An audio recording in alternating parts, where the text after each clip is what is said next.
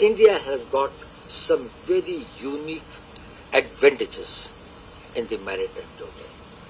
We are the largest littoral state in the Indian Ocean with a coastal line of 7,500 kilometers. We also are almost centrally positioned here. We also have got 1,350 islands, which gives us not only the islands but also the territories which are, or the waters which are surrounding those islands. It has also got a great economic potential. A good number for offshore this is energy security. They are vital for that. It also is the important trade route not only for us but globally. We find that the lane number 9 and 10 around that about 60 to 65% of the global trade moves. Our energy security for 95% we are dependent on this thing. So from the strategic, from economic, also from the environmental interest, we have got at this thing because seas are the great destiny. Also they are important because we have got 7 important maritime neighbors and 37 other Indian Ocean region countries which have got which are in this region. Their political stability, their economy, the developments there have got a very direct bearing on our larger strategic issue. If there is a problems in Myanmar and there are Rohingyas, we feel that we have got the Rohingyas here. In case there is a problems in Sri Lanka and then we find that the human trafficking or this thing of the large number of the some Sri Lankan nationals coming into this place. If there is even an economic problem, that creates this thing for us. So the developments as it is presently we see that this is a region which is very of importance to us.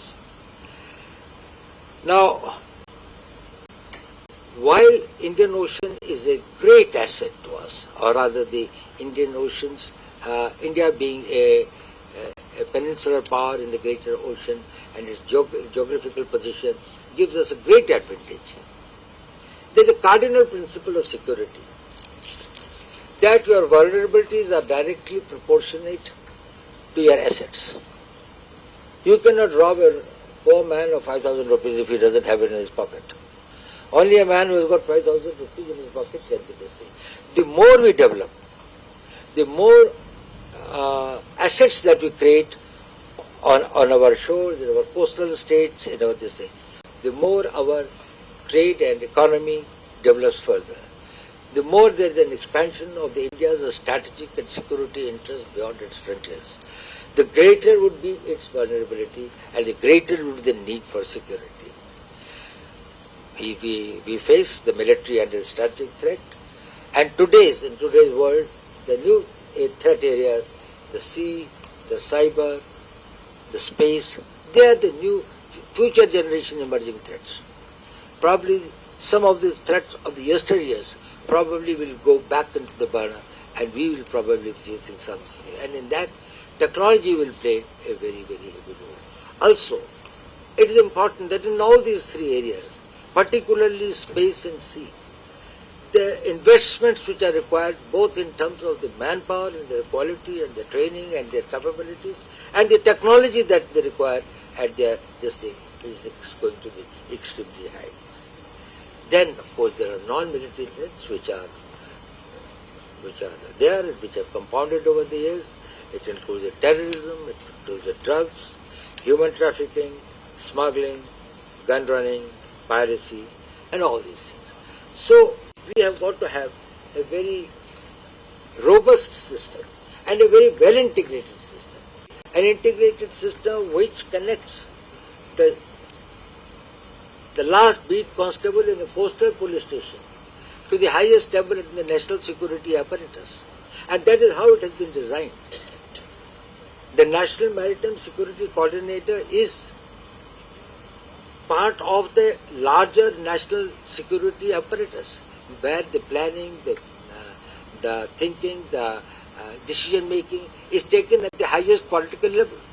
While he is connected at one end with the National Security Council Secretariat as its important and its very senior member, at the other end he is connected with every small state and every last constable in that state through you And we have got to make this connectivity seamless if you really want. And then there are various lateral things. There are important ministries, there are important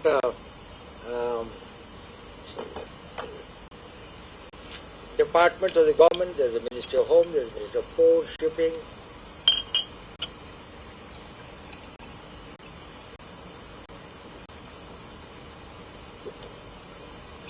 which all play a very, very vital and important role. And at the center and the apex of it is, of course, the Indian Navy, and which is the last resort, or the last this thing that we all depend upon. And therefore, we need them for building up this entire apparatus. We need them. We need the Indian Coast Guard, which has played a very splendid role and a very great role.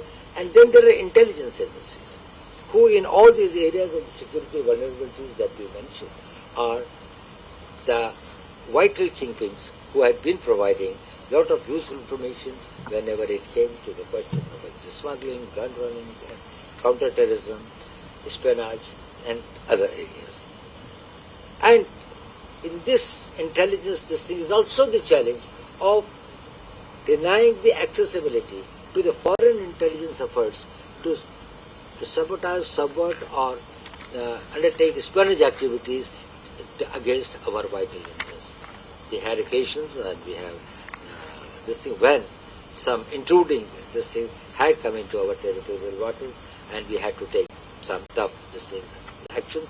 And thanks to the efforts of the Indian Navy in that, and also the smuggling at the other front, where the Indian Coast Guard played a very important